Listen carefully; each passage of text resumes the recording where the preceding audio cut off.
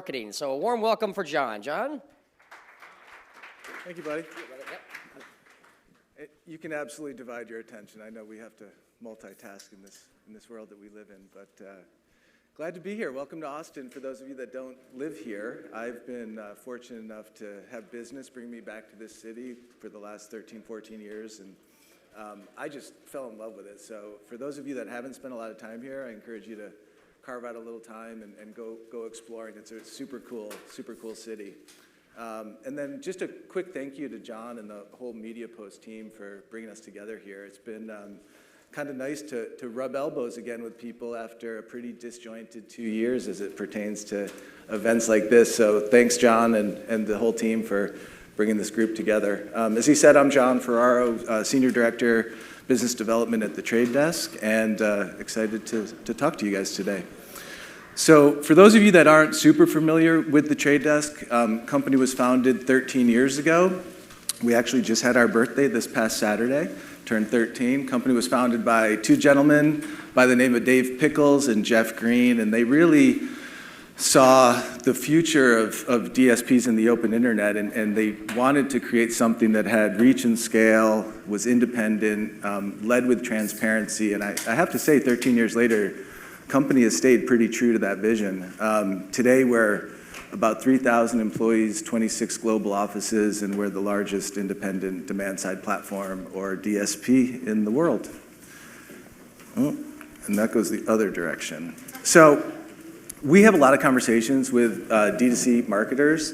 I won't touch on all this, but that fourth point I'll talk about a little bit, because I probably have personally 1 to 2 conversations every month that all kind of have this similar flavor, in that D2C marketer comes to us and says, hey, I feel like I'm starting to really tap out in search and social, and programmatic feels like it's the logical next step. Unfortunately, I'd say 9 times out of 10, after a couple more conversations, it becomes pretty clear that the lens that we're going to look at programmatic through is that exact same lens that we look at search and social through. And that, unfortunately, is typically a recipe for disaster.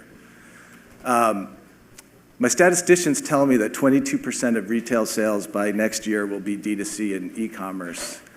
Anyone have any clue what that means from a sales revenue perspective? I was blown away. $6.3 trillion is the TAM of that 22%. Compare that to the projected global digital media spend in 2023 at $600 billion, and I quickly found, putting this presentation together, I'm probably in the wrong business, and kudos to you guys for maybe being in the right one. That's a big number. Unsurprisingly, a lot of people that are exposed to ads, say that it helps them, remind them of something that they need or something that they might want. And the reality today is that your audience is everywhere, and personally I think that's good and bad.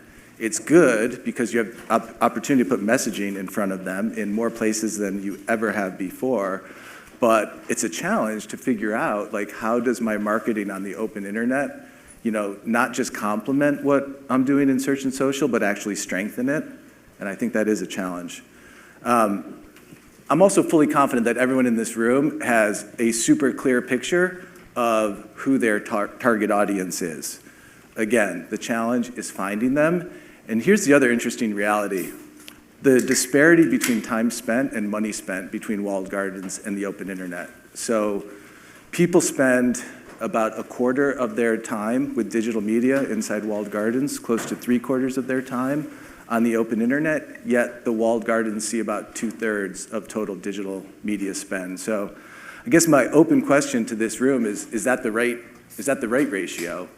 Is that driving the best ROAS, the lowest CPAs, and the best business outcomes for your companies?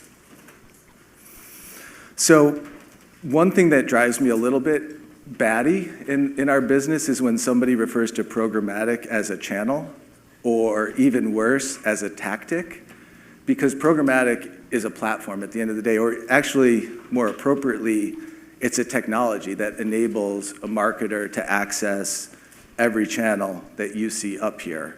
So from CTV to audio to my personal flavor of the month favorite, which is digital out of home, super bullish on that channel, to video, display, native, and all the points in between. And when you can start to leverage things in one place and not buy in silos, you start to see a bunch of different efficiencies. You start to understand that entire customer journey and that purchase funnel. You start to be able to control for holistic frequency better, which leads to incremental reach and just speaking to more potential customers.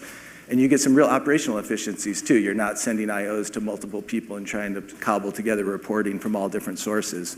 So there's some real benefits working with a singular omnichannel platform. And I know this is a D2C conference, but I'd remiss not to take a couple minutes talking about some of the really cool things that the Trade Desk is doing in the retail data and measurement space. I'm sure there's a subset of people in this room that would love their product to be sold in the likes of a Kroger or a Target or a Walmart. And this is just really interesting. So the genesis of all this was about 2 years ago when we did do the partnership with Walmart to create the Walmart DSP built on top of the Trade Desk tech. We've since done a ton of other partnerships with some of the biggest retailers in the world. But what's really interesting is when I think back like 10 years ago, if you're in the space, there would be like whispers of like the holy grail of digital marketing, of really being able to tie an ad exposure to a sale, either online or in store at the SKU level, deterministically with full closed loop measurement, and we're here. And the early results are super, super positive, and I'm just really interested to see this evolve over the next couple of years. All right, so attribution. You knew I'd get here sometime, right? So I am gonna get on my soapbox. I am so personally passionate about attribution and happy to have offline conversations on this as well. But I'll be super blunt. I just think that if you're still doing last touch only attribution, it is really, really flawed. And to me, it's just a math equation, because if you think about an above average click-through rate being 0.2%, why on earth would you spend one nickel to serve 99.8% of impressions to a place that has 0.0% chance of being looked at as driving a conversion or having any positive impact on the campaign? That just seems pretty crazy. Even when I can show you that we served a programmatic ad at noon, that person did a Google search at 12:02, they landed on your website, and they bought a product at 12:10. So if you're gonna tell me, Mr. or Mrs. Last Touch Attribution Marketer, that the programmatic ad gets 0% credit for that purchase, and that search gets 100% credit, I mean, to me, that's one of the many definitions of insanity. And that's what's really cool. We have what we call path to conversion reporting, where you can see every touch point along from first ad served, in this case, it's a ad on Hulu in the largest screen in the living room, to the final conversion event on a mobile device, and every touch point in between. Our clients love this and a couple other reports that really paint this picture. So when I talk about, again, why would a DSP or a programmatic platform make sense for somebody? It really is because you can speak to people at every point in that consumer journey, from building a brand and filling the top of the funnel to hitting them in the consideration phase, to doing things like retargeting and driving conversion behavior. So if I leave you with just a couple things today, one is that, programmatic is a technology, not a tactic. That the disparity between time spent and money spent between walled gardens and the open internet is probably open to reevaluation, maybe. And I implore you to reevaluate last touch attribution. So thanks a lot. Jenny, my colleague, and I are here. We'd love to have conversations with you guys on anything we talked about today.